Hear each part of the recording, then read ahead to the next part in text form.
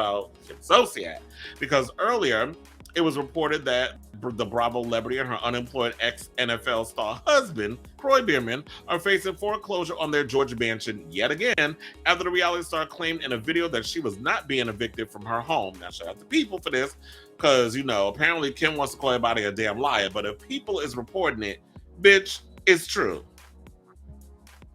They're a legit magazine and,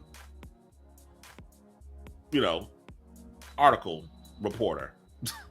Now, according to a notice shared Wednesday by Fulton County Truist Bank, will auction off the property on March 7th in front of the Fulton County Courthouse after the couple defaulted on a $1.65 million loan they took out on the property in October of 2012. An attorney and rep for the couple did not immediately respond to People's request for comment. But I'll just wait for her to go to Instagram and deny like she did the last time. Now, when I reported the story before, she was out here on Instagram stories calling everybody haters, which I gonna do when I'm in my home for my birthday and Christmas. Well, yeah, you made Christmas of 2022. You ain't gonna make it 2023. You damn sure ain't gonna make your birthday in May. And this is not hating.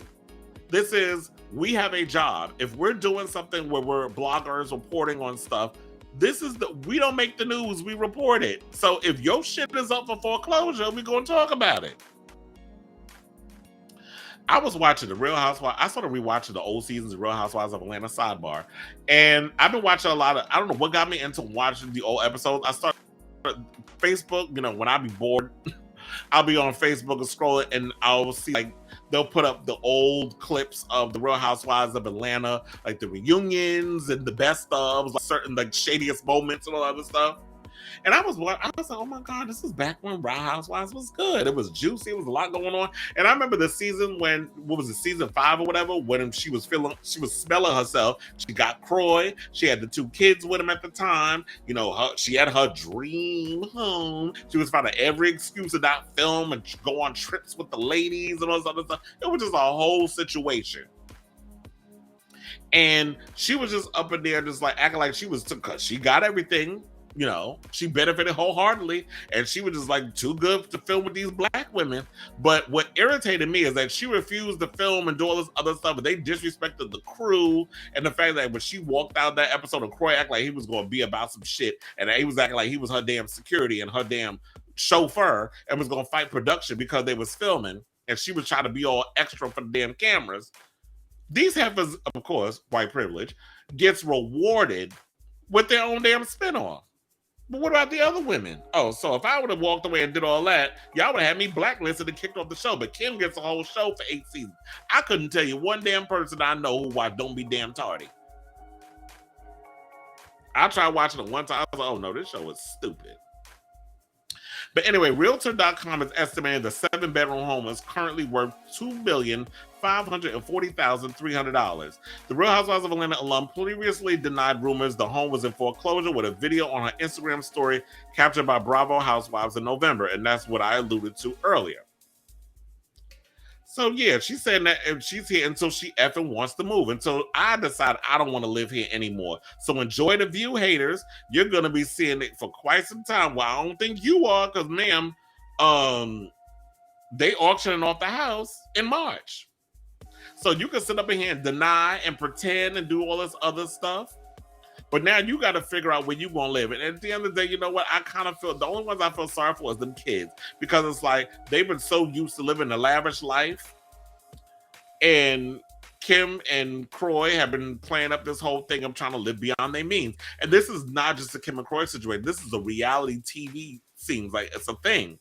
When we see a lot of these reality TV stars be up in here, living beyond their means, trying to act like they got more money than they got. When they up in here overspending on things that you don't need to be spending on charter, $2,000 for the old lace front wig she be wearing. Yeah, okay, wig. You lost your mind. You think it's not gonna pay $2,000 for a wig? Just like old girl Erica Girardi, who I saw Ray Littre posted something about her and how the shady shit she did to Marco and that whole situation. If y'all get a chance, go over there and read that.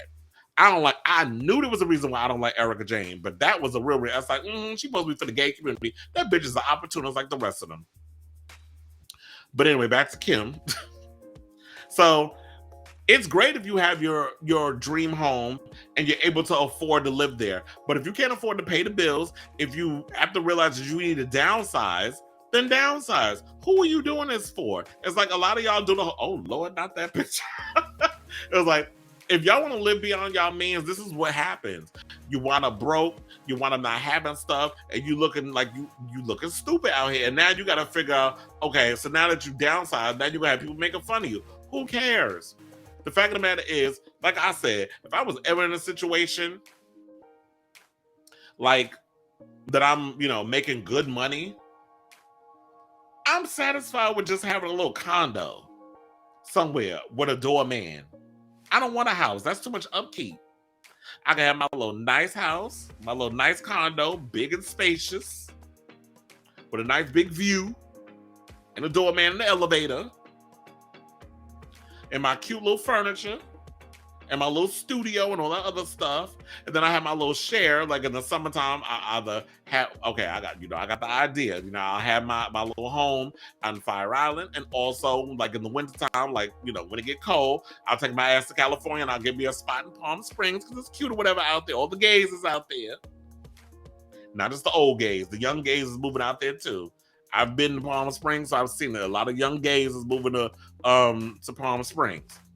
So I have my little share out there because it's nice and warm. I ain't got to worry about the cold. And that's that. Like, I don't need a whole bunch of stuff. But a lot of times, y'all want to, it's the pomp and circumstances showing off. But then you realize, oh, well, we're broke. So now we got to figure out how we're going to make ends meet. And if you don't have the money, because the money ain't coming in, like she ain't working, don't be tardy if it's canceled. So what's she going to do? Grovel and go back to Andy with her tail between her legs and beg to get on the Real Housewives of Atlanta? Because Sheree need an ally? Because who's trying to film with her boring ass? So, shout out to Kim. It's unfortunate that this is what you're having to deal with, but you know what? You put yourself in this predicament. Kroy ain't working. You not working. I don't see you making appearances nowhere. I don't know if anybody's buying whatever the stuff you're selling on your website. People ain't got money like that. Times is hard. We're currently in an inflation and dealing with the aftermath of the bullshit from the last regime fucking up the economy. So there's a lot going on. People ain't got $2,000 to buy one of your little lace fronts.